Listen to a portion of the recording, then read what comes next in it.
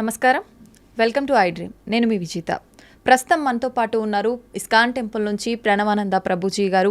ప్రభుజీ ఎప్పుడు మనతో మాట్లాడినా కూడా ఎన్నో మంచి మంచి విషయాలను, కృష్ణుడికి సంబంధించిన విషయాల గురించి అయితే ఏంటి, కృష్ణ లీలల గురించి అయితే ఏంటి, ఆధ్యాత్మిక మార్గంలో మనం వెళుతున్నప్పుడు ఎటువంటి నియమాలు పాటించాల్సి ఉంటుంది, అసలు ఆధ్యాత్మిక మార్గంలో ఎందుకు వెళ్లాల్సి ఉంటుంది, ఇలాంటి ఆసక్తికర విషయాలన్నింటినీ మనకు తెలియజేస్తూనే ఉంటారు. ఇప్పుడు ప్రభుజీతో మాట్లాడి మరిన్ని మంచి మంచి విషయాల గురించి అడిగి తెలుసుకుందాం.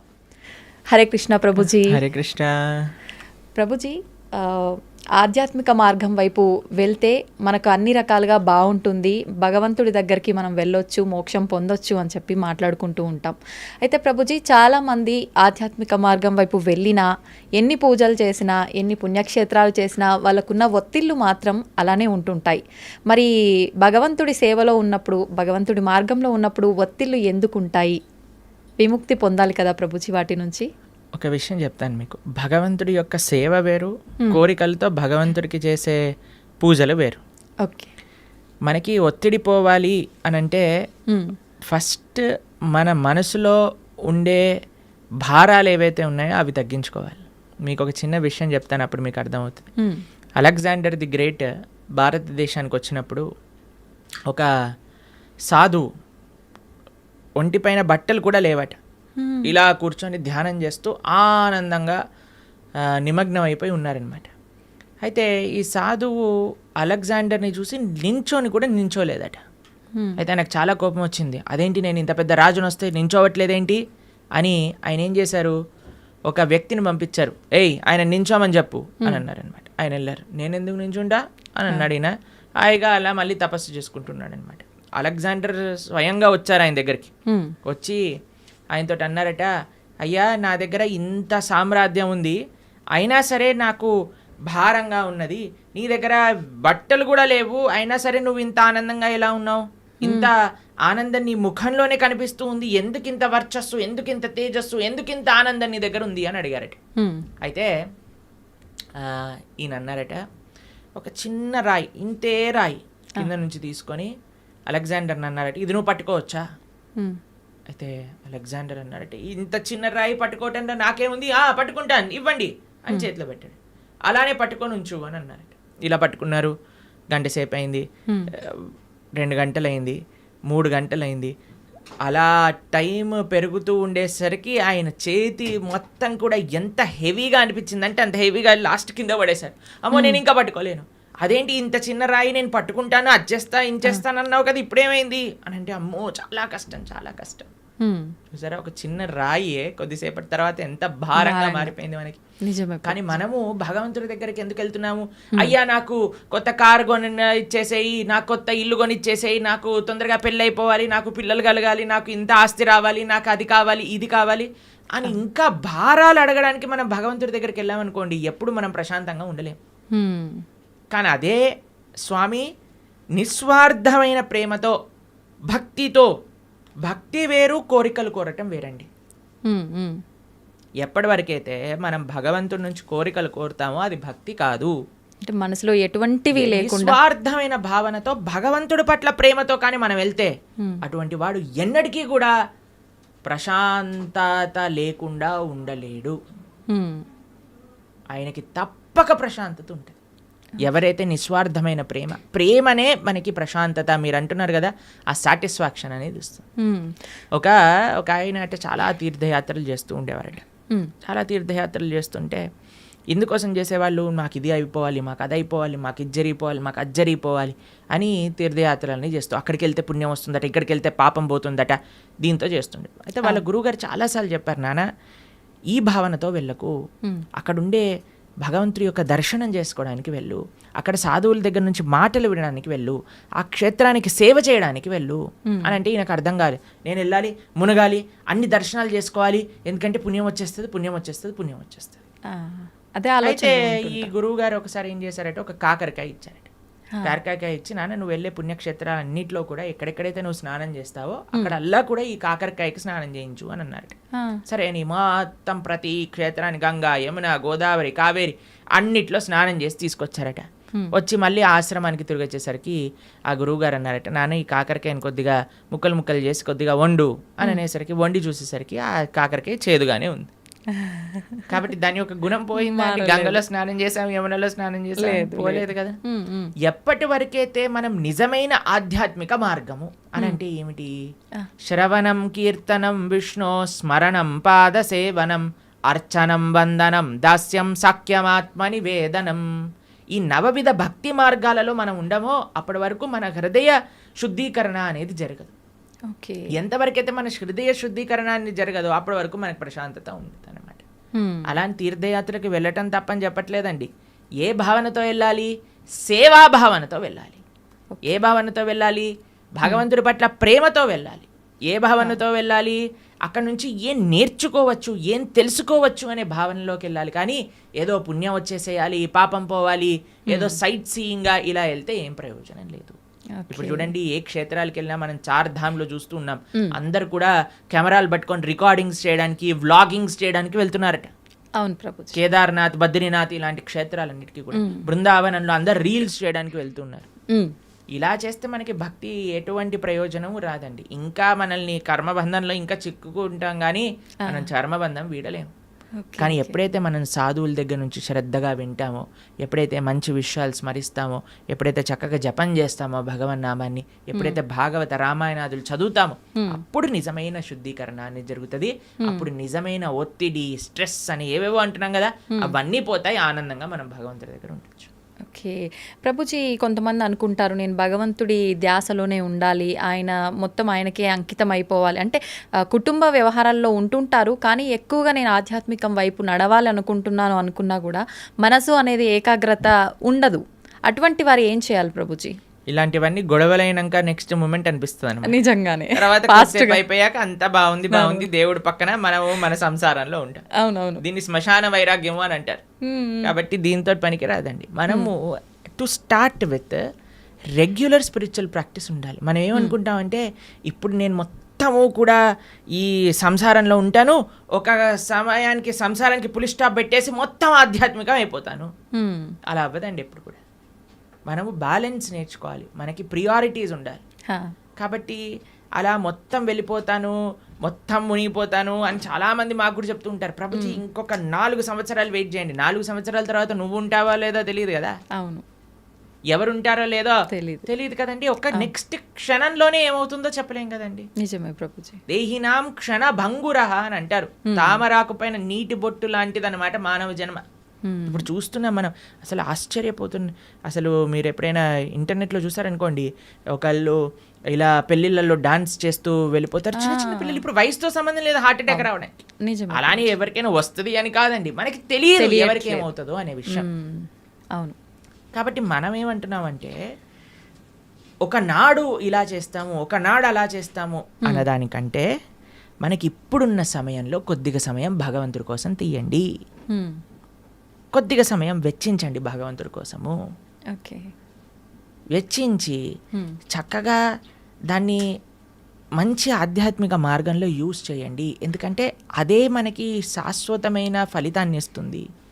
స్వల్పమప్యస్య ధర్మస్య త్రాయతే మహతో భయాత్ అని కృష్ణుడు భగవద్గీతలో చెప్పారు. నువ్వు ఇంత చేస్తే నీకు ఇంత ఇస్తా, ఇంతగా కృష్ణుడు స్వీకరిస్తాడటండి. ఇంత చేస్తే, మనం ఇంత చేస్తే భగవంతుడు ఇంత అనుకుంటాడట దాన్ని.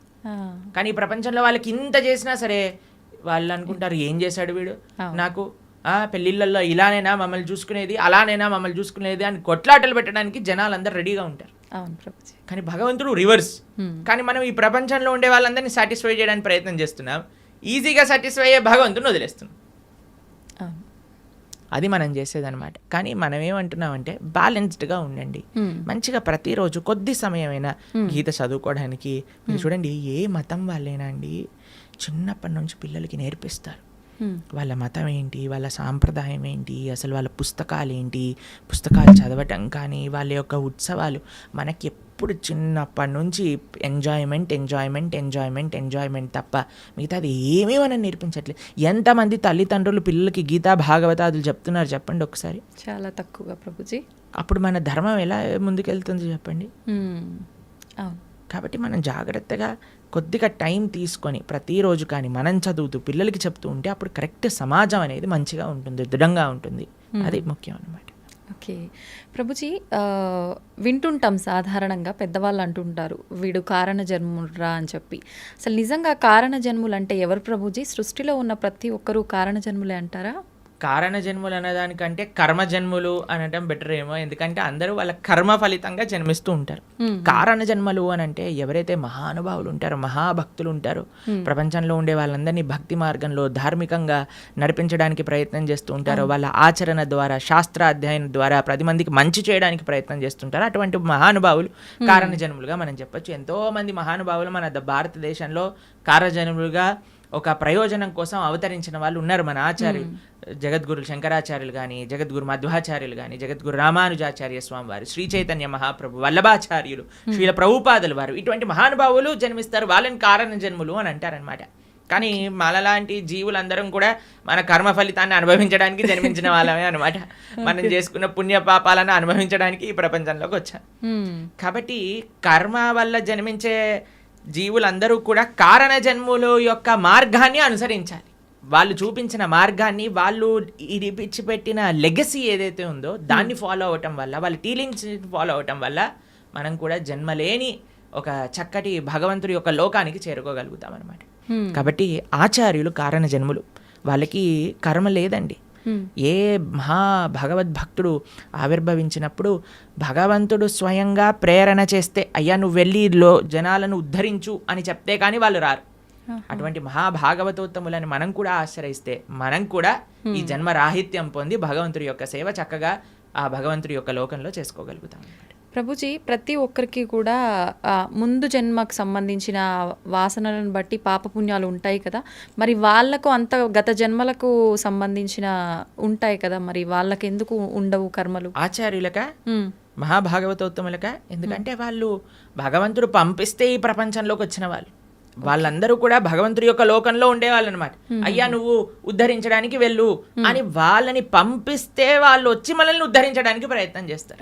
కాబట్టి వాళ్ళు ఏదో మనలాగా కర్మ వల్ల పుణ్యపాపాలు అనుభవించడానికి వచ్చిన వాళ్ళు కాదనమాట. భగవంతుడు తన యొక్క సొంత కృపతో, స్వామి నువ్వు వెళ్ళి ఈ ప్రపంచంలో ఉండే వాళ్ళందరూ కష్టపడిపోతున్నారు, పాపం వీళ్ళందరికీ ఏమి ధర్మం ఏంటి అధర్మం అంటే ఏం తెలియట్లేదు, కాబట్టి నువ్వు వెళ్ళి నీ భక్తి ద్వారా, నీ ఆచరణ ద్వారా 10 మందికి తెలియజేయి, వాళ్ళందరినీ కూడా మంచి మార్గంలో నడిపించు అని చెప్పి పంపిస్తే వాళ్ళు భగవంతుడి దగ్గర నుంచి కిందికి వస్తారు. ఓకే, అలా ప్రభుజీ, ధర్మం అంటున్నాం. ధర్మము, జ్ఞానము, భక్తి, కర్మ ఇవన్నీ మాట్లాడుకుంటున్నాం. అసలు ఇవన్నీ అంటే ఏంటి? నిజంగా వీటన్నింటినీ మనం గనక వీటి కరెక్ట్ మార్గంలో గనక వెళ్ళగలిగితే వీటి ద్వారా నిజంగా భగవంతుని ఎలా చేరుకుంటాం? అసలు మీరన్న క్వశ్చన్లో చాలా టర్మ్స్ ఉన్నాయి. ధర్మము, జ్ఞానము, భక్తి, కర్మ ఇవన్నీ ఒక్కొక్క విశ్లేషణ చేయవలసిన, ఒక్కొక్క పాడ్కాస్ట్ కి సంబంధించిన టాపిక్స్ అనమాట మీరు అడిగింది. సాధారణంగా ప్రతి ఒక్కరు ఎవ్వరు నోరు తెరిచినా కూడా ఇవే జనరల్ గా డిస్కస్ చేస్తుంటారు కదా ప్రభుజీ.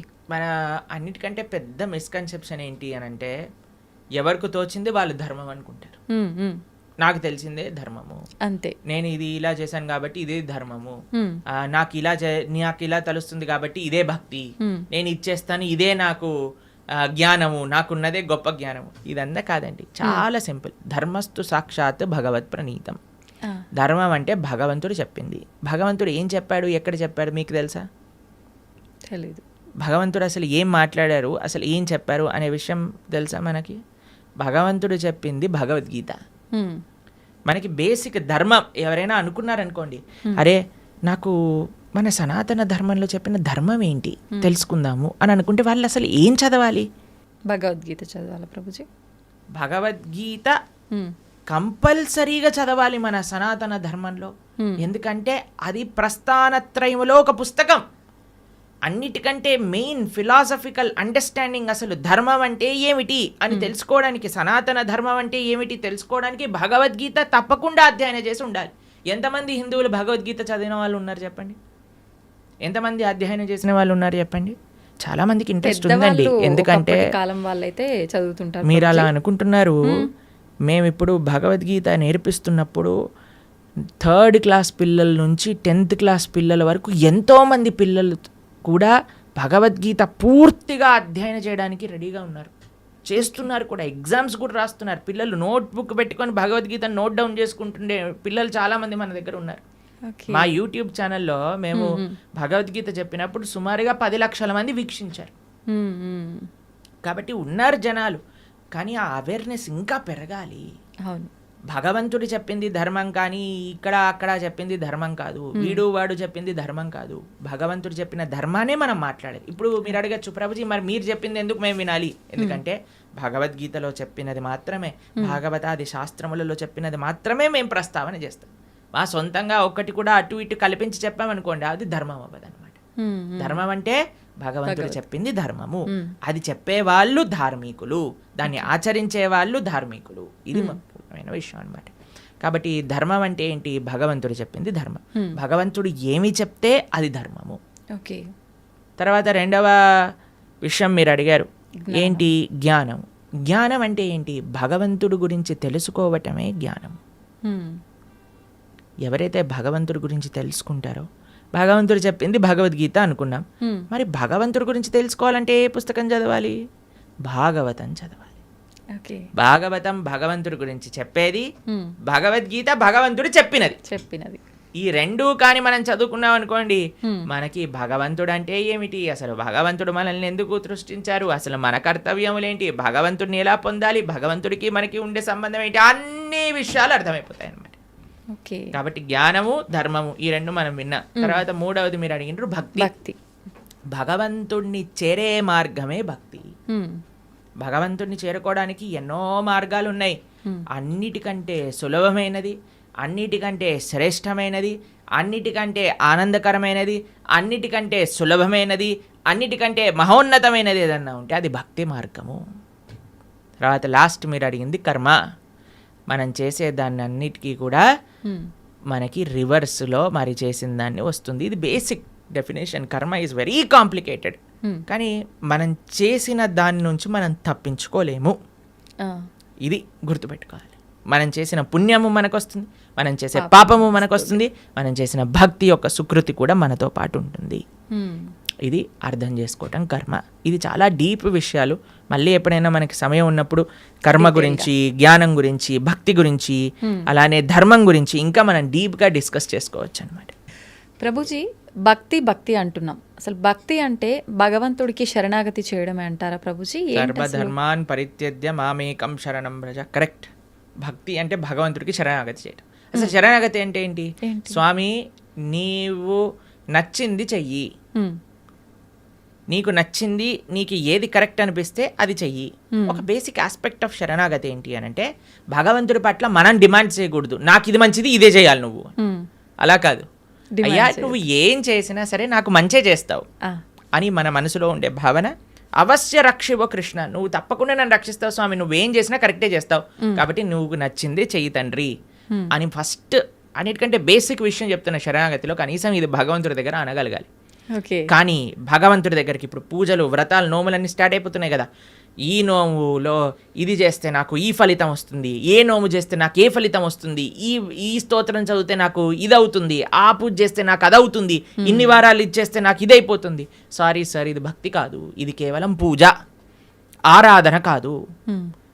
పూజ చేస్తే పుణ్యం వస్తుంది, ఆరాధన చేస్తే భగవంతుడి యొక్క కృప, భగవంతుడి పట్ల ప్రేమ పెరుగుతుందన్నమాట. కాబట్టి తిరువారాధన అని మనము భగవద్భక్తి సాంప్రదాయంలో అంటాం. స్వామి యొక్క ఆరాధన అనేది యూజ్ చేస్తాం. ఆరాధన అంటే ఎప్పుడైతే ప్రేమ ఉంటుందో, అక్కడ ఎటువంటి అపేక్ష ఉండదో అది ఆరాధన అవుతుంది. కానీ నాకు ఇది కావాలి అని మనం చేస్తే అది పూజ అవుతుంది, దానివల్ల పుణ్యం మాత్రమే వస్తుంది, భక్తి రాదు. కాబట్టి మీరు అన్నట్టుగా భగవంతుడి యొక్క పూజ చేయటము లేదా భగవంతుడి యొక్క ఆరాధన చేయడం యొక్క అన్నిటికంటే గొప్ప ఫలితం ఏంటి అని అంటే భగవంతుడికి శరణాగతి చేయుట. స్వామి నేను నీ వాణ్ణి, నీకు చెందినవాణ్ణి, నువ్వు నాకు ఏం చేసినా సరే అది తప్పకుండా కరెక్టే చేస్తావు అని భగవంతుడికి కంప్లీట్ శరణాగతి, శ్రీకృష్ణ భగవానుడికి కంప్లీట్గా శరణాగతి చేయుట, దాన్నే భక్తి అని అంటారు. చాలా కరెక్ట్గా చెప్పారు మీరు. ఆ భావన చాలా శ్రేష్టమైన భావన, అందరూ అలవర్చుకోవాల్సిన భావన అది. ప్రభుజీ, ఒక జీవి ముక్తి పొందాలి అంటే మీరు చెప్పినట్టుగా భగవంతుడికి శరణాగతి చేస్తే ముక్తి పొందొచ్చు అంటారా? అదే మార్గం భగవంతుడి దగ్గరికి వెళ్ళడానికి, భగవంతుడి యొక్క సేవ చేయడానికి మార్గమే భక్తి శరణాగతి. ఇంకే మార్గం లేదు. భగవంతుని చేరుకోవడానికి అన్నిటికంటే ఈజియెస్ట్ మార్గం, అన్నిటికంటే బెస్ట్ మార్గం ఏదన్నా ఉంటే అది భక్తియే. ఆ భక్తి తప్ప సమాశ్రితాయై పదపల్లవప్లవం మహత్పదం పుణ్య యశోమురారే భవాంబుదిర్వత్స పదం పరం పదం పదం పదం యద్విపదాం న తేషాం అని అంటారు. సమాశ్రితాయై అంటే శరణాగతి చేయటం. ఎవరైతే భగవంతుడి యొక్క శ్రీచరణాలను ఆశ్రయిస్తారో అటువంటి వాడికి ఏమవుతుందట, ఇంత పెద్ద సంసార సాగరం అంటాం కదండి, సంసార సాగరంలో కొట్టి ముట్టాడుతున్నాం అంటారు కదా, ఆ సంసార సాగరం ఎంత అయిపోతుందట అంటే, ఒక గోవు దూడ పాదం ఉంటుంది కదండి, దూడ కానీ బురదలో పాదం పెట్టింది అనుకోండి, ఇంత చిన్న హోల్ అవుతుంది, దాంట్లో ఎంత నీళ్లు ఉంటాయి, తక్కువగా ఉంటాయి. అన్ని నీళ్ళు అయిపోతుందంటే ఈ సంసార సాగరం మొత్తం ఎవరైతే భగవంతుడికి శరణాగతి చేస్తారు. అంత నీటిని ఎంత సులభంగా దాటొచ్చండి, ఒక పాదం పెడితే సరిపోతుంది, దాటి అంతే. అలా సంసారాన్ని దాటేయచ్చట ఎవరైతే భగవంతుడి యొక్క పాదాలకు శరణాగతి చేస్తారు. కాబట్టి ముక్తి కావాలి, భగవంతుడి దగ్గరికి వెళ్ళి భగవంతుడి యొక్క సేవ చేసుకోవాలి అని అనుకున్న వాళ్ళకి ఏకైక మార్గం ఏమిటి అని అంటే అది భక్తి శరణాగతి మాత్రమే. ఇంకా ఏ మార్గము పని చెయ్యదు. ఓకే ప్రభుజీ, మోక్షం అంటుంటాం, ముక్తి మోక్షం ఒకటేనా? ఇవి రెండు కూడా భగవంతుని చేరుకోవడాన్నే ముక్తి మోక్షం అని అంటారా? ఎస్, ముక్తి మోక్షము అని అంటే చాలా మందికి ఒక మిస్కన్సెప్షన్ ఏముంటుంది అని అంటే భగవంతుల్లోకి వెళ్ళి కలిసిపోవటము అని అనుకుంటారు, ఐక్యం అయిపోవటము అని అంటారు. చాలా మంది ఈ మాట వాడుతూ ఉంటారు అనమాట. ఐక్యం అయిపోవాలి భగవంతుడి లోపల. మనం ఏమి భగవంతుడి లోపల ఐక్యం అవ్వడానికి పుట్టలేదండి. జీవులం అందరూ కూడా జీవేర స్వరూప హోయ్ కృష్ణేర నిత్య దాస్, మనందరం కూడా భగవంతుడి యొక్క సేవ చేయడానికి ఉన్నాం. ఇప్పుడు చూడండి, ఒక చిన్న పిల్ల ఉంది, ఆవిడికి అమ్మ అంటే చాలా ప్రేమ ఉన్నప్పుడు ఆ చిన్న పిల్ల వచ్చి అమ్మతోటి, అమ్మ మళ్ళీ నేను నీ పొట్టలోకి దూరిపోతాను, నీ శరీరంలోకి వెళ్ళిపోతాను అని అంటే, ఒరే శరీరంలోకి వెళ్ళటం ఏంట్రా, నువ్వు అమ్మ అంటే ప్రేమ ఉంది అని అంటే నువ్వు ఏదో ఒక సేవ చేయాలి, అమ్మకి నచ్చినట్టుగా ఉండాలి, అమ్మకి నచ్చే విధంగా ఉండాలి, అదే సేవ కదండి. అమ్మ పొట్టలోకి వెళ్ళిపోవటం ప్రేమనా, లేదా అమ్మకి నచ్చే పనులు చేయటం ప్రేమనా? నచ్చే పని చేయటం. కాబట్టి భగవంతుడి యొక్క భక్తి, భగవంతుడి ముక్తి అని అంటే భగవంతుడు లోపలికి వెళ్ళిపోవాలి అని కోరుకోవటం కాదు, భగవంతుణ్ణే అయిపోవాలి అని చాలా మంది అనుకుంటూ ఉంటారు అనమాట. కానీ అది కాదండి ముక్తి అంటే. ముక్తి అంటే భగవంతుడి యొక్క సేవ చేయటం. భగవంతుడి యొక్క సేవ కాదు, భగవంతుడి యొక్క భక్తుల యొక్క సేవ. భగవంతుడి యొక్క భక్తుల యొక్క సేవ కాదు, భగవంతుడి యొక్క భక్తుల యొక్క భక్తుల యొక్క సేవ. భగవంతుడి యొక్క భక్తుల యొక్క భక్తుల యొక్క సేవ కాదు, భగవంతుడి యొక్క భక్తుల యొక్క భక్తుల యొక్క భక్తుల యొక్క సేవ. దాసానుదాసో తవ పాదేయిక మూలం, ఇది ముక్తి అని అంటే. మనం చాలామందికి ప్రశ్న, ఒకవేళ మనకి ముక్తి వచ్చేసింది అనుకోండి, భగవంతుడి దగ్గరికి వెళ్ళిపోవాలి, ఏం చేస్తాము? సేవ చేసుకుంటాం. ఎస్, సేవ చెయ్యాలి అనే వాళ్ళకే అక్కడికి అలౌడ్ ఉంటుంది, లేకపోతే అలౌడ్ ఉండదు అనమాట. నేను కూడా, మీరు వైకుంఠానికి ఎందుకు వెళ్తున్నారండి అని వీసా స్టాంపింగ్ వాళ్ళు అడిగారు అనుకోండి, ఏం లేదండి మేము కొద్దిగా మాకు వైకుంఠం చూసి రావాలని ఉంది అనుకోండి, రిజెక్ట్ అనేసిస్తారు. టూరిస్ట్గా వెళ్ళలే మనం వైకుంఠానికి, పర్మనెంట్ రెసిడెంట్ గానే వాళ్ళు వీసా ఇస్తారు. ఆ పర్మనెంట్ రెసిడెంట్లో కూడా పర్మనెంట్ ఎంప్లాయ్మెంట్ ఉంటుంది అన్నమాట మనకి భగవంతుడి యొక్క సర్వీస్. ఎవరైతే ఎంజాయ్మెంట్ మెంటాలిటీ ఉంటుందో వాళ్ళకి పరలోకానికి అలౌడే ఉండదు. ఎవరైతే సేవాభావనలో ఉంటారో వాళ్ళకి మాత్రమే భగవంతుడి దగ్గరికి అలౌడ్ ఉంటుంది. ప్రభుజీ, జీవాత్మ అంటుంటారు, జీవుడు జీవాత్మ రెండు ఒకటేనా, వేరు వేరంటారా? ఎస్, మనకి 3 రకాల శరీరములు ఉంటాయి. ఇప్పుడు మీరు చూసే దాన్ని స్థూల శరీరము అని అంటారు. అంటే చర్మము, బ్లడ్, బోన్స్ వీటన్నిటితో ఉండే స్థూల శరీరం అంటారు. దీంట్లోపల సూక్ష్మ శరీరం అని ఉంటుంది. మన బుద్ధి అహంకారములతో స్థూల శరీరం ఉంటుందన్నమాట. దాని లోపల స్థూల శరీరం, సూక్ష్మ శరీరం, దాని లోపల మనకి కారణ శరీరము అని అంటారు. దాన్ని ఆత్మ, జీవాత్మ అని అంటారు. ఇప్పుడు చూడండి, ఫర్ ఎగ్జాంపుల్ ఇప్పుడే నేను స్టూడియోకి వస్తుంటే ఒకళ్ళు వెళ్ళిపోయారు, ఆయన పక్కన నుంచి ఇలా తీసుకెళ్తూ ఉన్నారనమాట. సపోజ్ పలానా వ్యక్తి వెళ్ళిపోయారండి అని అంటారు. వెళ్ళిపోయారు అని అంటే ఇక్కడే కదండి మన ముందే కనిపిస్తున్నారు కదా.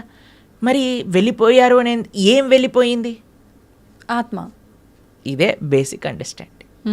కానీ ఎంతమందికి ఈ విషయం గురించి, అరే ఆత్మ వేరు శరీరం వేరు అని మనం గుర్తించేసామనుకోండి, ఈ శరీరం పైన అంత ఇన్వెస్ట్మెంట్ ఎందుకు చేస్తాం చెప్పండి? అసలు ఎవరైనా అద్దిల్ని అలంకరించుకుంటారా? మీకు ఈ స్టూడియో అంటే జస్ట్ రెంట్కే ఇచ్చారంటే మీరు ఒక ₹1,00,00,000 పెట్టి దీన్ని రీమోడిఫికేషన్ చేస్తారా? లేదు, ఆలోచిస్తాం ప్రభుజీ, ఖచ్చితంగా ఆలోచిస్తాం. ఎప్పుడైతే మన సొంత ఇల్లు ఉంటుందో అక్కడ అలంకరించుకుందాం అని అనుకుంటారు కదా. కానీ మనందరం చేసే పని ఏంటి? ఇది తెలుసు, అదే ఈ శరీరము పర్మనెంట్ కాదు. అయినా సరే మనం ఈ శరీర పోషణలో ఉన్నాం, కానీ శరీర పోషణలో ఉండద్దు అని చెప్పట్లేదండి. కానీ ముఖ్యమైన ఆత్మని మర్చిపోరాదు, అది అన్నిటికంటే ముఖ్యం. జీవాత్మ మనము అని అంటే ఇప్పుడు చూడండి, ఇది నా చెయ్యి అంటాం, నా చెయ్యి, నా షర్ట్, నా వాచ్, నా తల, నా కళ్ళు. మరి నువ్వెవరు? నా నా నా నా అంటున్నావు కదా, మరి నువ్వెవరు అని కానీ మనం ప్రశ్న చేసుకుంటే మనకు తెలుస్తుంది మనం ఈ శరీరం కాదు. శరీరం అయితే మరి ఆ వ్యక్తి అలానే ఉన్నాడు కదా, వెళ్ళిపోయారు అని ఎందుకు అంటున్నారు? జీవులం మనం, మనందరం కూడా ఆత్మ, అదే జీవాత్మ అంటారు. కేవలం ఈ మూడే కాదండి, ఇంకొక ఆయన కూడా మన శరీరంలో ఉన్నారు, ఆయన పరమాత్మ. మన హృదయంలో, హృదయ స్థానంలో ఇద్దరుంటారు వ్యక్తులు, జీవాత్మ, పరమాత్మ, ఇద్దరు. జీవాత్మ ఎప్పుడైతే పరమాత్మను తెలుసుకొని పరమాత్మకు శరణాగతి చేసి పరమాత్మ సేవ చేస్తారో దాన్నే ముక్తి మోక్షము అనేది. కాబట్టి జీవుడు జీవాత్మ రెండు ఒకటే, జీవాత్మ ఒకళ్ళు, పరమాత్మ ఒకళ్ళు. పరమాత్మని తెలుసుకోవటమే జీవుడి యొక్క లక్ష్యం. ప్రభుజీ, ఒకసారి ఆత్మ శరీరాన్ని విడిచి వెళ్ళిన తర్వాత మళ్ళీ ఎంత కాలం పడుతుంది మళ్ళీ ఒక జీవిలో రావటానికి? ప్రాణం అంటే ఏమంటారు, అది ఒక కస్టమైజ్డ్ ప్రాసెస్ అన్నమాట. అది ఎవరికి ఎంతసేపు వాడు నరకంలో ఉంటాడో, ఎంతసేపు స్వర్గంలో ఉంటారో, ఎంత తొందరగా, అవన్నీ ఇంకా మనం చెప్పలేం. చాలా కాంప్లికేటెడ్ కర్మ సిద్ధాంతం అంటే. దానికి ఏం స్పెసిఫిక్ పారామీటర్స్ లేవు, మనతో అయినప్పుడే మనకు తెలుస్తుంది ఎన్ని రోజులు ఉన్నాం, మనం ఎక్కడ ఉన్నాం అనేది. కాబట్టి తప్పకుండా ఒక శరీరం నుంచి వదిలిపెట్టి వెళ్ళాక కొన్ని రోజులు ఆ జీవాత్మ అలానే తిరుగుతారు అని చెప్తారు. అందుకే మనము మంచి పుణ్యకర్మలన్నీ చేయడానికి ప్రయత్నం చేస్తాం. 10, 11, 12 అట్లా ఒక్కొక్కరికి ఒక్కొక్క పద్ధతులు ఉంటాయి. దాని తర్వాత వాళ్ళు అక్కడ నుంచి స్వర్గాది లోకములకు, నరకాది లోకములకు వెళ్ళి వాళ్ళ పాప పుణ్యాలన్నీ అనుభవించి మళ్ళీ ఇంకొక శరీరంలోకి దాల్చడానికి ఈ భూలోకంలోకి రావాల్సి వస్తుంది. లేదు, ఆయన చాలా భాగవతోత్తముడు, భగవంతుడికి శరణాగతి చేసి భక్తి చేసిన వాళ్ళు, పుణ్యంతో సంబంధం లేదు, పాపంతో సంబంధం లేదు, సాయిగా యత్గత్వా నా నివర్ధంతే తద్ధామ పరమమ్మ, భగవంతుడి యొక్క లోకానికి చేరుకున్నారనుకోండి, ఇంకా మళ్ళీ పుట్టాల్సిన అవసరం లేదు, పుణ్యము లేదు, పాపం లేదు, ఏ గోల లేదు, ఆనందంగా భగవంతుడి యొక్క సేవలో ఉండొచ్చు. మన సనాతన ధర్మంలో మీరు అర్థం చేసుకోవాల్సినవి 3 ఉన్నాయండి. ఏంటి ప్రభుజీ? ఒకటి పాపం, అంటే మనం చేసే తప్పుడు వాటికి వచ్చే ఫలితాన్ని పాపము అని అంటారు. 2 పుణ్యం, మనం చేసే మంచి పనులకి మనకి రిటర్న్గా వచ్చేది పుణ్యం. ఇంకొకటి 3వది ఉందండి, దాన్ని భక్తి అని అంటారు. భక్తి పుణ్యానికి సంబంధం లేదు, పాపానికి సంబంధం లేదు, ఇది సపరేట్ బ్యాంక్ అకౌంటే. ఎప్పుడైతే మనం ప్రేమతో భగవంతుడిని ఆశ్రయిస్తామో అది పుణ్యం కాదు, అది భక్తి సుకృతి అంటారు, భక్తోన్ముఖ సుకృతి అని అంటారు. ఎవరైతే భక్తి చేస్తారో అటువంటి వాళ్ళు నా స్వర్గానికి వెళ్ళరు, నా నరకానికి వెళ్ళరు, వాళ్ళు వెళ్ళేది భగవంతుడి యొక్క లోకానికి. స్వర్గానికి వెళ్ళినా, నరకానికి వెళ్ళినా, ఇంకా ఏ దేవత యొక్క ప్రపంచానికి వెళ్ళినా సరే, లోకానికి వెళ్ళినా సరే, కృష్ణుడు భగవద్గీతలో చెప్తారు, ఆ బ్రహ్మ భువనాలోక పునరావృత్తినో అర్జున. ఇక్కడ నుంచి బ్రహ్మలోకం అంటే అన్నిటికంటే టాప్ మోస్ట్ లోకం అనమాట. అక్కడ వరకు వెళ్ళిన వాళ్ళు కూడా మళ్ళీ పుట్టాల్సిన అవసరం ఉంటుంది. ఎప్పుడైతే మాముపేత్యత్తు కౌంతయ్య, నన్ను ఆశ్రయించిన వాళ్ళు, ఎవరు చెప్తున్నారు నన్ను అని అంటే కృష్ణుడు అర్జునుడితో చెప్తున్నారు, నన్ను ఆశ్రయించిన వాళ్ళకి మళ్ళీ పుట్టుక అనేది ఉండదు అనే విషయం చెప్తున్నారు. కాబట్టి మనం పుణ్యం పైన ఫోకస్ చేయకూడదు, పాపం పైన ఫోకస్ చేయకూడదు, మనం భక్తి పైన ఫోకస్ చేయాలి. ఇది పర్మనెంట్ సొల్యూషన్ అనమాట. ఓకే ప్రభుజీ, భక్తి వేరు, భగవంతుణ్ణి తెలుసుకోవడం వేరా ప్రభుజీ? 2 ఒకటేనా? భక్తి మార్గంలో మొట్టమొదటి అడుగు శ్రవణం, అంటే భగవంతుడి గురించి తెలుసుకోవడం.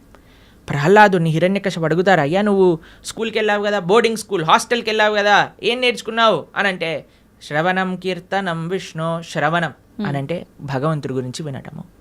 భక్తి అంటే ఏదో పూజలు చేసేసి, ఇక్కడ నుంచి 1000 పూలు పట్టుకొచ్చేసి, ధూపాలు వేసేసి, నోములు ఇచ్చేసి, లక్ష పూలలతో పూజ చేసేసి, ఒక లీటర్ల అభిషేకాలు చేసి, ఇది కాదండి భక్తి అంటే.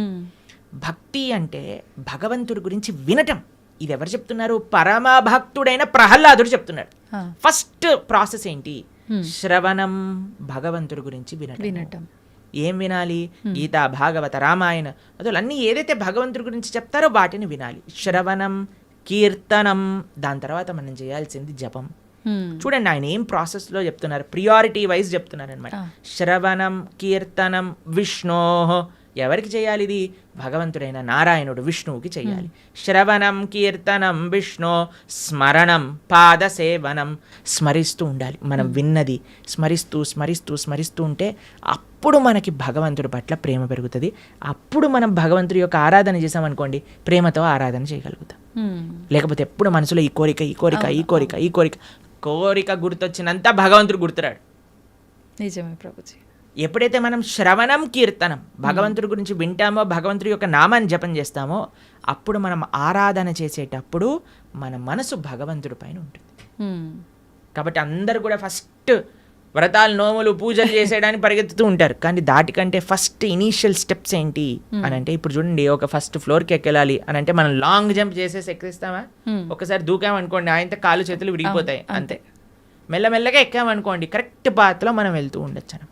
అందుకే ఫస్ట్ స్టెప్ ఏంటంటే భగవంతుడి గురించి వినండి, భగవంతుడి గురించి వినండి, భగవంతుడు గురించి స్మరించండి, భాగవత రామాయణాదులు ఏం చెప్పారో తెలుసుకోండి అని. అందుకే ఇన్ని గంటలు మనం యూట్యూబ్లలో వీటిలలో చెప్పేది ఎందుకు అని అంటే, జనాలు వినడానికి. వింటే వాళ్ళకి భగవంతుడి గురించి తెలిస్తే మంచి భక్తి మార్గంలో ముందుకెళ్తే అది జీవుడి యొక్క పరమశ్రేయస్సుకి కారణం అవుతుంది. ఓకే ప్రభుజీ, ఒక మంచి భక్తుడిగా ఉండాలి అంటే ఫస్ట్ చేయాల్సింది మీరు చెప్పినట్టుగా భగవంతుడి గురించి వినడమే అంటారా? కరెక్ట్. శ్రవణం కీర్తనం ఫస్ట్ ప్రాసెస్ ఏంటి అంటే శ్రవణం. మనం వినడానికి ప్రయత్నం చేయాలి. ఎవరి నుంచి వినడానికి ప్రయత్నం చేయాలి? ఎవరైతే శాస్త్ర అధ్యయన చేసిన మంచి భక్తులు ఉన్నారు. ఇప్పుడు చూడండి, మార్కెట్లో ఎవరు పడితే వాళ్ళు చెప్పడానికి రెడీ అయిపోయారు. ఇది ఇలా చెయ్యి, ఆ చిట్కా ఇలా చెయ్యి, ఈ పరిష్కారం ఇలా చెయ్యి. అసలైతే ఎంత అసలు ఆశ్చర్యం అనిపిస్తుంది అంటే, కొన్నిసార్లు మాకు వీడియోలు పంపిస్తే అసలు ఇలాంటి వ్యక్తుల్ని ఎలా వినగలుగుతున్నారు జనాలు అని అనిపించేటట్టుగా ఆశ్చర్యపడిపోతాం అనమాట. ఎందుకంటే భాగవత మన శాస్త్రాలు చెప్పే విషయం వేరు, వీళ్ళు చెప్పే విషయాలు వేరు. ఒకడు తలపైన చేయబెడతానంటాడు, ఒకడు ఇంకొక మాయ చేస్తానంటాడు, ఇంకొకడు మ్యాజిక్ చేస్తానంటాడు. మాయలు మ్యాజిక్ కావాలంటే మీరు మ్యాజిక్ షోకి వెళ్ళండి కదా, దేవుడి దగ్గరికి ఎందుకు రావాలి? ఆధ్యాత్మిక గురువు మాయలు మ్యాజిక్లు తంత్రాలు యంత్రాలు తలపైన చేయబెట్టాలు అవన్నీ చేయరండి. ఆధ్యాత్మిక గురువు ఎప్పుడైనా సరే, మీరు ఏ శాస్త్రంలో చూసినా ఎవరైనా సరే మీరు చూడండి, మన జ్ఞానము వేరే వ్యక్తులకి గురువు ఎప్పుడు కూడా శ్రవణం ద్వారానే పంపిస్తారు. రామ లక్ష్మణులు కూడా విశ్వామిత్రుల దగ్గర నుంచి శ్రవణం చేసి జ్ఞానాన్ని సంపాదన చేసుకున్నారు. కృష్ణుడు సాందీపముని దగ్గర నుంచి శ్రవణం చేసుకొని జ్ఞానాన్ని విన్నారు. అర్జునుడు కృష్ణుడి దగ్గర నుంచి శ్రవణం చేశారా? కృష్ణుడు వచ్చి చేయబెట్టాడు అర్జునుడి పైన శ్రవణం. కాబట్టి భగవంతుడిచ్చిన మార్గము శ్రవణం. మన జ్ఞాన సముపార్జన చేయాలి. మనకి ఏదో అయిపోవాలని మన ధర్మంలో కొంతమంది మనల్ని మోసం చేసే, ఇప్పుడు చూడండి, ఎవరికైతే మోసపోవాలని ఉంటుందో వాళ్ళని మోసం చేసే వాళ్ళు రెడీగా ఉంటారు మార్కెట్లో. మన ధర్మంలో మోసాలు చేసేవాళ్ళు తక్కువ అని మనం చెప్పడానికి వీలు లేదు, ఉన్నారు. ఎందుకంటే మనకి ఆ మోసపోయే ప్రవృత్తి ఉన్నది కాబట్టి. ఇది కాకుండా ఇతర మతాల వాళ్ళైతే ఇంకా పీక్స్కి వెళ్ళిపోయారనమాట. వాళ్ళు చేసే మోసాలు కానీ, వాళ్ళు చేసే యాక్టింగ్లు కానీ, వాళ్ళు చేయించే డ్రామాలు కానీ చూస్తే అసలు ఎందుకు ఇంతమంది అక్కడ ఉంటున్నారంటే, అసలు మీరు చూడండి, మేము ఆ వీడియో చూసినప్పుడు మాకు పంపిస్తుంటారనమాట జనాలు, ఇలా ఇలా ఇలా ఇలా వీళ్ళు చేస్తున్నారు ప్రభుజీ, పాస్టర్లు వీళ్ళు అని చూస్తున్నప్పుడు అయితే మాకు అనిపిస్తుంది, ఎవడైనా బుర్రున్నవాడు అసలు ఈ సభకి వెళ్తాడా? అసలు వీక్షిస్తాడా? వేలాది మంది అక్కడ కూర్చొని వీక్షిస్తున్నారు అంటే వీళ్ళందరూ మోసపోవడానికి రెడీగా ఉన్న వాళ్ళనే కాబట్టే కదండి మోసం చేస్తుంది. వాడు ఇంటికి వెళ్ళాక అనుకుంటున్నాడు, అసలు వీళ్ళు ఎంత మూర్ఖులు, అసలు ఎలాంటి వ్యక్తులు వీళ్ళు, నేను చేసే యాక్టింగ్లకి చప్పట్లు కొట్టటాలు అరవటాలు, ఇలాంటి వాళ్ళు ఉన్నంత వరకు మోసాలు ఆపలేమండి. మన లోపల ఒక జాగరూకం కావాలి. నేను శాస్త్రాన్ని నమ్ముతా, భగవంతుడి యొక్క తత్వాన్ని అధ్యయనం చేస్తా, కానీ మ్యాజిక్ల వల్ల ఏమంటాం, మీరు చేతులు పెట్టడాల వల్ల, ఏవో సృష్టించటం వల్ల, ఏదో మన జీవితంలో ఏదో మంచి జరిగిపోవటం వల్ల, దానివల్ల ఏది వచ్చే ప్రయోజనం లేదండి. ఈరోజు మంచి జరుగుతుంది, రేపేం జరుగుతుంది? జీవుడి యొక్క పరమశ్రేయస్సు భగవంతుడి గురించి తెలుసుకోవటం. మనందుకే మేము ఎక్కడికి వెళ్ళినా మొత్తుకునేది ఒకటే విషయం, ఇవన్నీ యొక్క ట్రాప్లో పడకండి. మన మానవ జన్మ ఎన్నో సంవత్సరాల తర్వాత మనకి రేర్గా దొరికిన ఈ అవకాశాన్ని మంచి మార్గంలో ఉపయోగించుకోండి అనే మేము అందరం ప్రార్థన చేస్తూ ఉంటాం అందరికీ కూడా.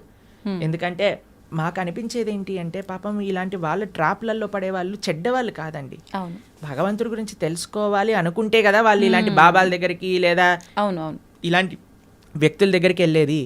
కానీ మేము అనుకునేది ఏంటి అంటే మంచి మార్గం కానీ వాళ్ళు తెలుసుకోగలిగితే వాళ్ళ జీవితం పండిపోతుంది. అవును ప్రభుజీ. మన శాస్త్రం ఏం చెప్తుందో తెలుసా, ఇలాంటి చెడు వ్యక్తుల వల్ల వెళ్ళే వాళ్ళ పరిస్థితి ఎలా ఉంటుందట అంటే సగం మింగిన కప్పలాగా ఉంటుందట. పాము ఒక పెద్ద కప్పని పట్టేసుకుంటుంది. ఎంత పెద్దగా ఉంటుందంటే ఆ కప్ప లోపలికి మింగలేదు, బయటికి వదలలేదు. అలాంటి పరిస్థితులు చిక్కుకుపోతారు. కాబట్టి మీ అందరికీ మేము చేసే ప్రార్థన ఏంటి అంటే ఎవరైతే శాస్త్రాన్ని అధ్యయనం చేశారో, శాస్త్రపరంగా శాస్త్ర సమ్మతంగా మాట్లాడతారో, ఎవరైతే వైదిక సనాతన ధర్మాన్ని ఆచరిస్తూ ఉన్నారో, ఇప్పుడు ఏంటంటే అండి కలియుగంలో ఎంతోమంది దేవుళ్ళని మ్యానుఫ్యాక్చర్ అయిపోయారు. ఎక్కడ చూసినా వీడి దేవుడు అంటాడు, వాడి దేవుడు అంటాడు, అందరినీ దేవుళ్ళు అనటం ప్రారంభం చేశాం. కానీ ఒక్క విషయం, భగవంతుడు అనేవారు ఎవరైనా ఉంటే అది వేదములు ప్రతిపాదన చేసిన వారు మాత్రమే. కాబట్టి శాస్త్రీయంగా ఎవరైతే ప్రామాణికంగా దైవము అని చెప్పారో వాళ్ళ గురించి తెలుసుకోవటం శ్రేయస్సు. ఆ శాస్త్రీయమైన గ్రంథాలను అధ్యయనం చేయడం శ్రేయస్సు. కానీ మొన్న ఒక 50 సంవత్సరాల ముందో 70 సంవత్సరాల ముందో పుట్టిన గ్రంథాలని మనం చదవాల్సిన అవసరం లేదు. మనం చదవాల్సిన ఏదైనా వాంగ్మయం ఉంటే అది వ్యాసుడిచ్చిన వాంగ్మయం మాత్రమే. అది చాలా ముఖ్యం. ఓకే ప్రభుజీ, మీరు చెప్పినట్టుగా అంటే వీటన్నింటినీ చదువుకుంటూ భగవంతుడి గురించి వింటూ అలా ఉంటే నిజంగా భగవంతుడి అనుగ్రహం పొందొచ్చు అంటారా? గుళ్ళకి పుణ్యక్షేత్రాలకి వెళ్ళకపోయినా కూడా భగవంతుడి యొక్క అనుగ్రహం పొందాలి అని అంటే భగవంతుడు చెప్పినట్టు నడుచుకోవాలి. మీకు ఒక విషయం చెప్తాను. మీకు మీ పిల్లలు ఉన్నారనుకోండి, మిమ్మల్ని చాలా బాగా చూసుకుంటూ మీరు చెప్పిన పని ఏమీ చేయకపోతే మీకు ఆనందం వేస్తుందా? లేదా మిమ్మల్ని బాగా చూసుకుంటూ మీరు చెప్పిన పనులన్నీ కూడా చేస్తే బాగా ఆనందం వేస్తుందా? లేదా మిమ్మల్ని బాగా చూసుకోకపోయినా జస్ట్ మీరు చెప్పిన పనులన్నీ చేస్తే బాగా ఆనందం వేస్తుందా? బాగా చూసుకోవాలి, చెప్పింది వినాలి, అప్పుడే ఆనందంగా ఉంటుంది కదా. అదే మనం చేయాలి. భగవంతుడు చెప్పినట్టుగా నడుచుకోవాలి, భగవంతుడి యొక్క ఆరాధన చేయాలి. అది నిజమైన మంచి జీవుడు లేదా మంచి సనాతన ధర్మానికి చెందినవాడు చేసే పని. ఇటు భగవంతుడి యొక్క సాంగత్యం లేనప్పుడు మనం భగవంతుడి యొక్క స్మరణతో ధార్మికంగా ఉండటం, అలానే మనం భగవంతుడి యొక్క సేవ చేసుకునే ఒక అవకాశం వచ్చినప్పుడు సాక్షాత్తుగా అక్కడికి వెళ్ళి దర్శనం చేసుకొని ఒక సేవ భావనతో ఉండటం, ఆ రెండు ముఖ్యమే మనకి. ఓకే ప్రభుజీ, కొంతమంది తల్లి గర్భంలోనే ఉన్నప్పుడే రకరకాల రీజన్స్ ఏదైనా ఉండొచ్చు, చనిపోతూ ఉంటారు. అది వాళ్ళ గత జన్మ కర్మఫలమే అంటారా, లేదంటే మరి ఇంకేమైనా రీజన్ అయి ఉంటుందంటారా? ఇప్పుడు కర్మ ఎలా పనిచేస్తుంది అంటే అండి, అన్నిటినీ మ్యాచ్ చేస్తుంది అనమాట ఎగ్జాక్ట్ పాయింట్కి. తల్లిదండ్రుల కర్మ ప్రకారం ఏం జరగాలి అది ఉంటుంది, జీవుడు వచ్చేవాడి కర్మలో ఏం జరగాలి అది కూడా ఉంటుంది. అన్నిటినీ కలిపి మ్యాచ్ చేసి ఒక దగ్గర పంపిస్తుంది. కాబట్టి ఇది ఎవరి కర్మ అని చెప్తే ఆ జీవుడు కర్మనే, అలానే ఆ తల్లిదండ్రుల యొక్క కర్మనే, అందరి కర్మ మిక్స్ అయ్యి పరివారము అని అంటేనే ఒకళ్ళ కర్మ ఒకళ్ళు నెగేట్ చేసుకోవడానికి పుట్టినవారు. Okay okay. కాబట్టి ఇప్పుడు ఈ జన్మలో భార్యాభర్తలు పిల్లలు ఎలా వచ్చారండి, ఎవరు చూస్ చేశారండి, మాకు ఎవరు పిల్లలు పుడతారని ఎలా మనం ఎలాంటి ప్రభావంతో మీరు ఎవరికైతే రుణం ఉందో, ఎవరైతే మిమ్మల్ని పోయిన జన్మలో పెంచారో వాళ్ళకి మీరు మళ్ళీ పిల్లలుగా పుట్టారనుకోండి, వాళ్ళని పెంచి ఆ రుణం పోతుంది అనమాట. లేదు మీకు ఎవరైనా శత్రువులు ఉన్నారనుకోండి, వాళ్ళు కూడా పిల్లలుగా పుట్టచ్చు. ఎందుకంటే వాళ్ళకి మనం చేసిన అపచారాలన్నీ కూడా వాళ్ళు ఇప్పుడు మనతో చేసి మన కర్మ నెగెట్ చేస్తూ ఉంటారనమాట. కాబట్టి అది ఒక పెద్ద కాంప్లికేటెడ్ కార్మిక్ సైకిల్. అది ఎవరి కర్మ ఎగ్జాక్ట్గా అని చెప్పడం, అందరి కర్మ కలిసి ఒక కుటుంబం ఏర్పడుతుంది. ఒకళ్ళ కర్మ ఒకళ్ళు నెగెట్ చేసుకుంటూ ఉంటారనమాట. అది కుటుంబం అంటే. ప్రభుజీ, వాళ్ళు కర్మ అనుభవించటానికే మరొక జన్మ తీసుకుంటున్నప్పుడు అంటే బయటికి వచ్చి అనుభవించాలి కదా, కడుపులోనే ఎందుకు అలా అవటం? కడుపులో అనుభవం ఉండదా? కడుపులోనే అనుభవం ఉంటుంది. అంతే అనుభవం ఉండాలి అని కర్మ ఉంటే అంతే అనుభవం అంతే. Okay okay. కాబట్టి జీవుడు తల్లి గర్భములోకి వెళ్ళిన మరుక్షణం నుంచి కాన్షియస్నెస్ స్టార్ట్ అయిపోతుంది, డెవలప్ అవ్వటం అని చెప్తారనమాట. కాబట్టి గర్భస్థ నరకము అని అంటారు. ఇప్పుడు చూడండి, అమ్మ ఇప్పుడు మీరు రెస్పాండ్ అవ్వటం, ఇప్పుడు ప్రహ్లాదుడు గర్భంలో ఉన్నప్పుడే కదండి భగవంతుడి గురించి విన్నది. పిల్లలు అందుకే చెప్తారు, ఎవరైతే కడుపుతో ఉంటారో అప్పుడు మంచి విషయాలు వినాలని, రామాయణ భాగవతాలు వింటూ ఉండండి, అప్పుడు పుట్టేవాడు మంచి భక్తుడిగా పుడతాడు అని. ఎందుకంటే వాడి లోపల కాన్షియస్నెస్ ఉంది కాబట్టి, వాడు అనుభవిస్తున్నాడు ఏది మంచి ఏది చెడు. అందుకే అమ్మని జాగ్రత్తగా ఇది తినకూడదు ఇవి తినాలి అని ఎందుకు చెప్తారు అంటే, వాటి వల్ల ఆ పిల్లవాడికి కూడా ఆ రకమైన బాధ కలుగుతూ ఉంటుంది, లేదా ఆ రకమైన ఆనందం వస్తూ ఉంటుంది అని. కాబట్టి లోపల కూడా వాడు అనుభవిస్తూనే ఉన్నాడు జీవి. ప్రభుజీ, భగవంతుడి అనుగ్రహం అనేది ఇప్పుడు మామూలుగా చెప్తుంటారు కదా ప్రభుజీ, మగవారు ఇంట్లో యజమాని చేసే పూజ వల్ల ఎక్కువ ఫలితం ఉంటుంది, కుటుంబానికి మొత్తం చెందుతుంది. ఆడవారు చేసే పూజా ఫలితం అనేది తనకొక్కతి మాత్రమే చెందుతుంది అని చెప్పి చెప్తుంటారు. ఇది నిజమేనా ప్రభుజీ? ఒకవేళ ఇది హస్బెండ్ చేసే పుణ్యంలో 50% భార్యకి చెందుతుంది, భార్య చేసే పుణ్యంలో నయా పైసా హస్బెండ్కి రాదు. హస్బెండ్ చేసే పాపంలో 50% భార్య చేసే పాపంలో 50% హస్బెండ్కి చెందుతుంది, హస్బెండ్ చేసే పాపంలో నయా పైసా భార్యకి రాదు. ఓకే. కాబట్టి ఇలా చూసుకుంటే ladies are more fortunate in one sense. కాబట్టి యజమాని ఎందుకు జాగ్రత్తగా నువ్వు ధార్మికంగా ఉండాలి అని చెప్తున్నారంటే, ఎందుకంటే వాడే ఎక్కువ ట్రిత్లో ఉన్నాడనమాట. వాడు చేసిన దానికి చేయని దానికి అనుభవించాల్సింది వాడే, కాబట్టి జాగ్రత్తగా ఉండు అని చెప్పేది. కాబట్టి మనం ఆరాధన అంటే ఏదో ఇప్పుడు చాలా మంది ఆడవాళ్ళు పూజ చేయాలి, మగవాళ్ళు పూజ చేయకూడదు, మగవాడేమో కాఫీ తాగుతూ పేపర్ చదువుతూ కూర్చుంటాడు అనమాట. అది కాదండి. ఫస్ట్ మగవాడి బాధ్యత. మీకు ఒక విషయం చెప్పాలా, వైదిక ధర్మంలో వంట కూడా మగవాళ్ళే చేసేవాళ్ళు, ఆరాధన కూడా మగవాళ్ళే చేసేవాళ్ళు. మీకు ఒక విషయం చెప్తాను, కొన్ని సంవత్సరాల క్రితం కానీ మనం వెళితే చరిత్రలో బయట ఇల్లు ఊడ్చి తూడ్చి ముగ్గులేయటం కూడా మగవాళ్ళే చేసేవాళ్ళు. మరి ఇప్పుడు ఎందుకు లేదు ప్రభుజీ ఆచారం? మీరు ఉంటే బాగుండేది కదా.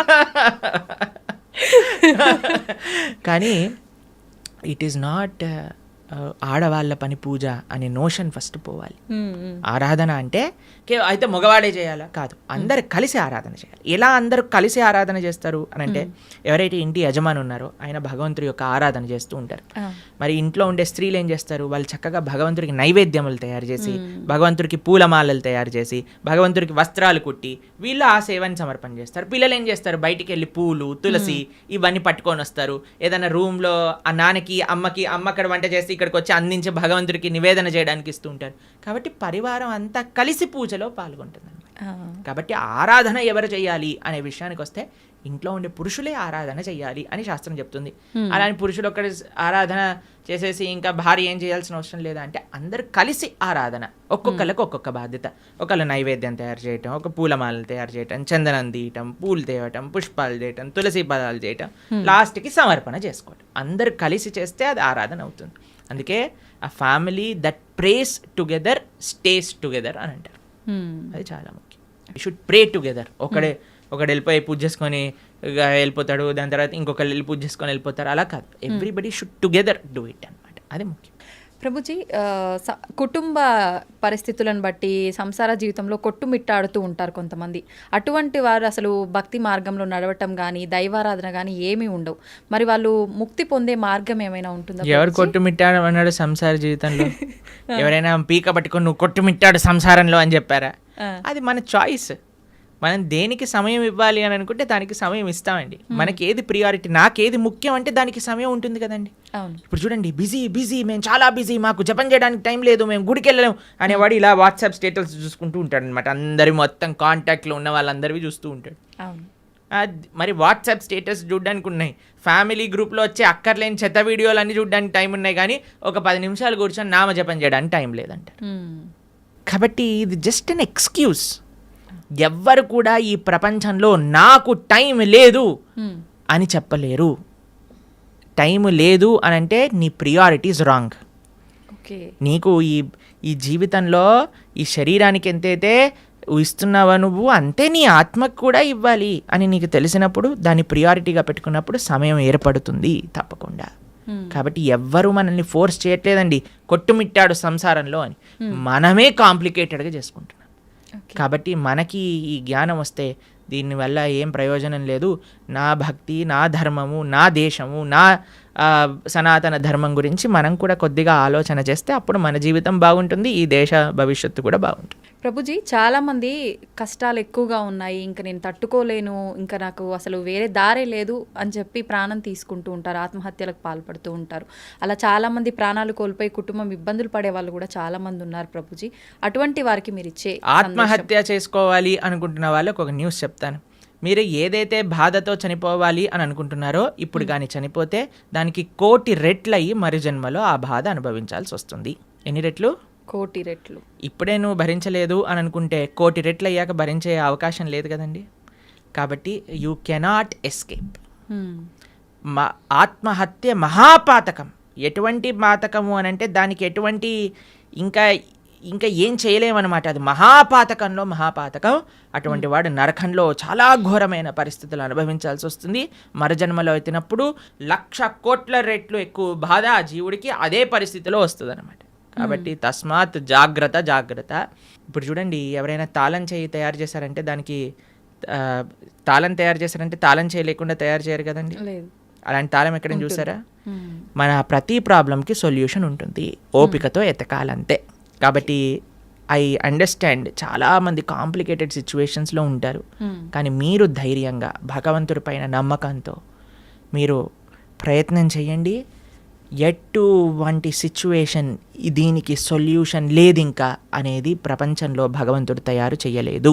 మీరు ధైర్యంతో ఉండండి, భగవంతుడు మీతో ఉన్నాడు, మంచి జరుగుతుంది. ఎప్పుడు కూడా ఆత్మహత్య లాంటి విపరీత డిసిజన్స్ మాత్రం తీసుకోకండి. ప్రభుజీ, మీరు అన్నారు అటువంటి పరిస్థితి నుంచి బయటపడే అవకాశం ఉంటుంది, జాగ్రత్తగా ఆలోచించండి.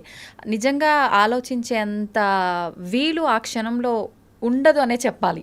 నిజంగా మనం అంటే వద్దు, మనం ఇలాంటి ఎందుకు లేదు అని అంటే, ఎందుకంటే పిల్లలకి మనం చెప్పట్లేదు కాబట్టి.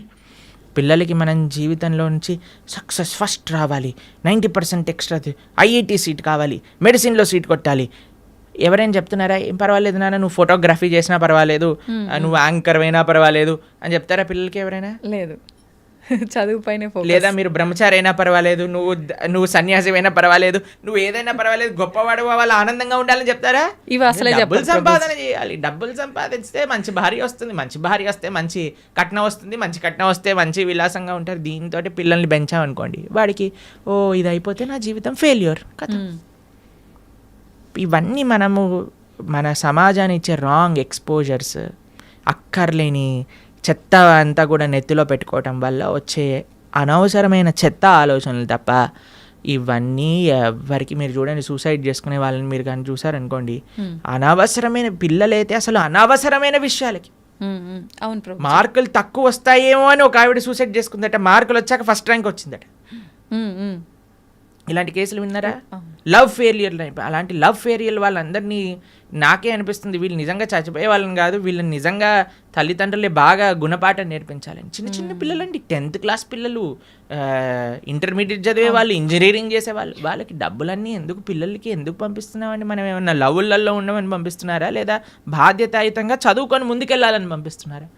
అవును ప్రభుజీ, చదువుకో. కాబట్టి ఇవన్నీ ఎందుకు పిల్లల లోపలికి ఈ ప్రేమ, ఈ ఇన్సెక్యూరిటీస్, ఇవన్నీ ఎందుకు వచ్చాయి అని అంటే మనకుండే రాంగ్ ఎక్స్పోజర్. సినిమాలు, సీరియళ్ళు, ఎక్కడ పడితే అక్కడ చెత్త కదండి మనం చూసేది. ఆ చెత్త అంతా ఉన్నప్పుడు చెత్త ఆలోచనలే వస్తాయి. దాన్ని ఇంగ్లీష్లో good in good out, bad in bad out principle అంటారట.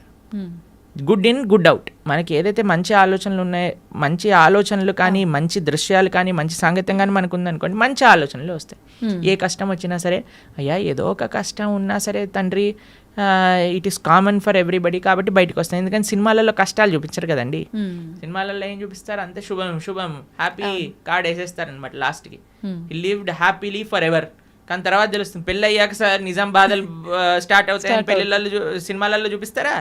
వాడు ఏదో ప్రేమ ఇది చేసేసుకుంటాడు, తర్వాత లాస్ట్కి విలన్ తోటి ఫైటింగ్ అయిపోతుంది, ఇద్దరు పెళ్లి చేసుకుంటారు, హ్యాపీ అయిపోతుంది. పెళ్ళి అయ్యాక ముందుంది ముసల పండగ, అది తెలియదు కదా వీడికి. అవును.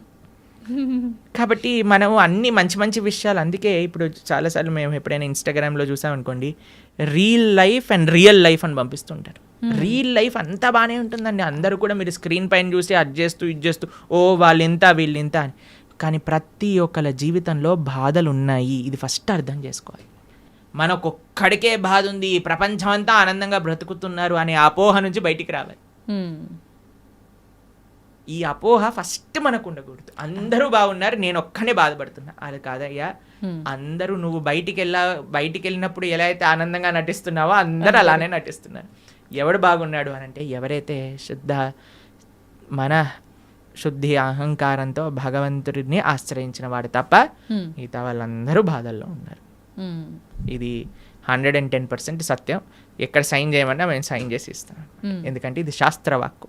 సవై పుంసాం పరోధర్మో యతో భక్తిర్ అదోక్షచే అహైతుకి అప్రతిహత ఏ ఆత్మ సుప్రదీయతే. ప్రశాంతత కావాలి అంటే భగవంతుని ఆశ్రయించాలి. There is no other way out. ధన్యవాదాలు ప్రభుజీ, మంచి విషయాలు తెలియజేశారు.